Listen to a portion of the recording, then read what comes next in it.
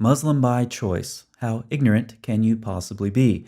Every time you try to attack Ravi Zacharias, you give us another chance to attack your prophet, and we're really good at it. While evangelicals are busy glorifying a sexual predator, Ravi Zacharias' abused victim speaks out. This title, which assumes Ravi was guilty, is referring to a lawsuit which was filed by Ravi against a Canadian couple a few years ago. The federal lawsuit, which was filed by Zacharias, not the couple, alleged that his friendly correspondence with the wife evolved over the course of 2016 to her sending him unwanted, offensive, sexually explicit language and photographs.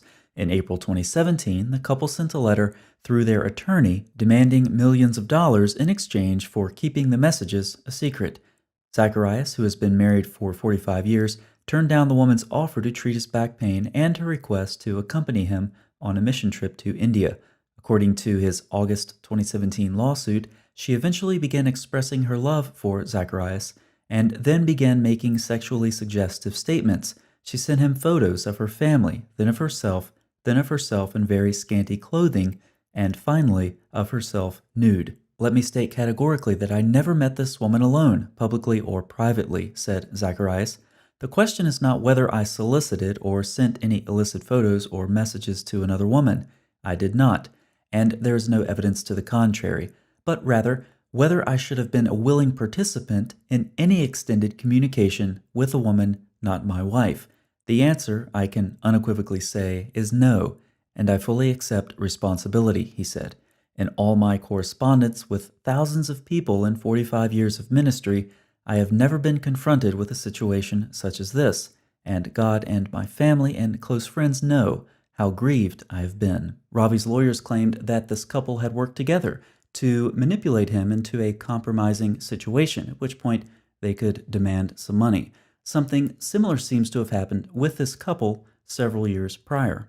Zacharias' lawyers noted that the couple previously sued an Ontario pastor and his Christian Reformed church, alleging he had coerced them into making certain ill-advised loans and investments and seeking $1 million in damages. Their 2008 lawsuit was dropped. There's no evidence that Ravi did anything wrong except for falling into the trap of letting his guard down. These sorts of traps are waiting for Christians everywhere, especially Christians in high-profile leadership positions. Now, with respect to claims about Ravi's fraudulent credentials, those are addressed in the article in the pinned comment.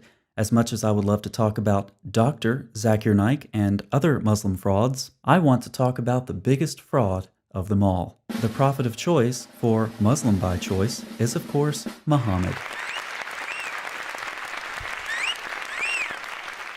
And if you want to talk about glorifying a sexual predator, let's do it. Look at this 9-year-old girl. She's about to take the Shahada. She's so young she struggles even to say the name Muhammad. And I bear witness. That Muhammad.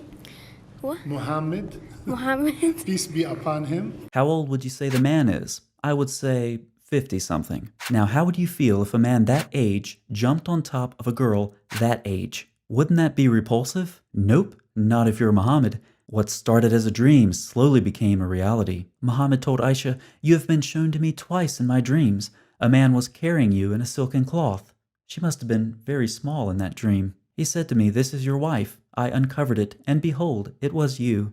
I said to myself, if this dream is from Allah, He will cause it to come true." So Muhammad consummated the marriage when Aisha was 9, married her when she was 6, and dreamed about her before that. It was then that Muhammad began to make his move. Aisha used to play with dolls. Sometimes her friends would be with her. And when Muhammad would come in, they would go out. And when he would go out, they would come in. Whatever Muhammad did alone with this girl, he wanted more. She was taken to his house from a swing set, dolls in hand, indicating she was prepubescent, at the age of 9 to consummate the marriage. Did Muhammad's sexual intercourse with Aisha at the age of 9 satisfy his lust for young girls?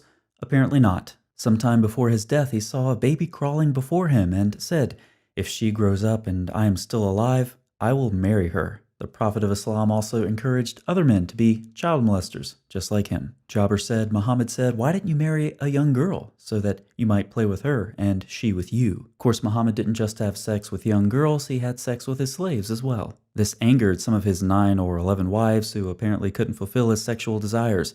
Fortunately, Allah was on Muhammad's side and sent down a revelation, allowing him to continue to have sex with the slave woman. Now, have Muslims condemned or glorified this sexual predator? They glorified him. His spit was so precious that Muhammad's followers would rub it on their faces and skin. His sweat was so precious that it was collected and used for perfume. Some even licked up his blood and drank his miraculous urine, which could prevent stomach aches for anyone willing to take a swig. By the way, what does Muhammad have in common with a camel? Okay, yes, Muhammad would snort like a camel when he was receiving his revelations, but let me be more specific. What does the urine of Muhammad and a camel have in common? That's right, camel urine, just like Muhammad's urine, has a healing effect.